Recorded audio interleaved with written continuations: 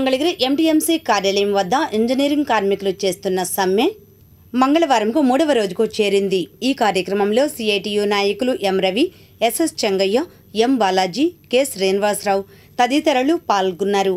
అనంతరం వారు మాట్లాడారు.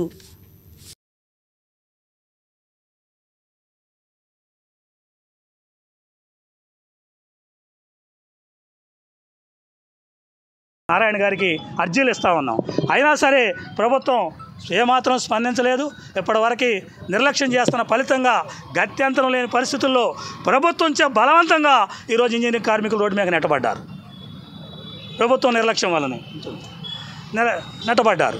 ఈ నేపథ్యంలోనే ఈరోజు సిఐటిగా డిమాండ్ చేస్తూ ఉంది. ఇంజనీరింగ్ కార్మికులు ఏమైతే అడుగుతూ ఉన్నారో న్యాయమైన డిమాండ్, వాళ్ళ జీతాలు పెంచాలని చెప్పి, వాళ్ళ జీతాలు పెంచమని చెప్పి మేము డిమాండ్ చేస్తూ ఉన్నాం. అది సామరస్యంగా పరిష్కరించుకోకుండా ఇక్కడ దాకా తీసుకొచ్చారు. ఇప్పటికీ ఈరోజు సాయంత్రం దాకా మేము సిఐటిగా మేము వెయిట్ చేస్తాం. ఈ లోపల మీరు పరిస్థితులు కూర్చొని సామరస్యంగా పరిష్కారం చేసే దానికోసం ప్రయత్నం చేయమని చెప్పి ఈ ప్రభుత్వానికి విజ్ఞప్తి చేస్తూ ఉన్నాం. అలా కాని పక్షంలో ఇంజనీరింగ్ కార్మికులే అని చెప్పి తేలిగ్గా తీసుకుంటే రేపు రాష్ట్ర వ్యాప్తంగా 123 మున్సిపాలిటీల్లో మొత్తం కార్మికులంతా సమ్మెలోకి వెళ్ళబోతూ ఉన్నారు. ఆప్కాస్ ఈరోజు కొంత మీద కత్తి పెట్టారు. ఆప్కాస్ తీసేయబోతా ఉన్నారని చెప్తా ఉన్నారు. మరో పక్క 8 గంటల నుంచి 10 గంటలకు పెంచబోతా ఉన్నారు. మహిళల చేత నిర్బంధంగా రాత్రి 8 గంటల నుంచి 6 గంటల దాకా పనిచేపిస్తామని చెప్పి కేబినెట్ జూన్ 4వ తారీఖున వెలగపూడిలో జరిగిన కేబినెట్ సమావేశం నిర్ణయం చేసింది. దీన్ని అసెంబ్లీలో పెట్టి ఆమోదానికి తీసుకోబోతా ఉన్నారు. ఈ దుర్మార్గం అత్యంత దుర్మార్గం.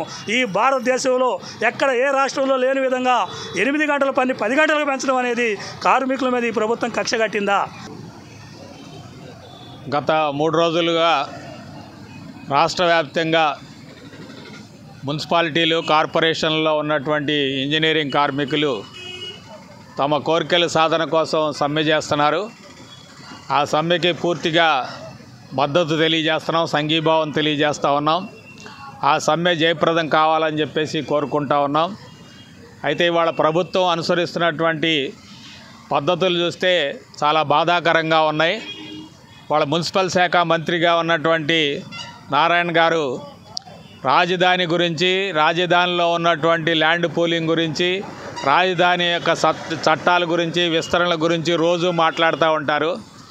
ఆయన శాఖ మున్సిపల్ శాఖ. ఏ మున్సిపాలిటీలో ఏం జరుగుతూ ఉంది, ఈ రాష్ట్రంలో మున్సిపల్ ఉద్యోగులు, కార్మికులు పడుతున్నటువంటి ఇబ్బందులేంటి, వాటిని ఎలా పరిష్కరించాలనే విషయం మీద ఒక్కరోజు కూడా ఆలోచన చేసినట్టుగా కనపట్లేదు.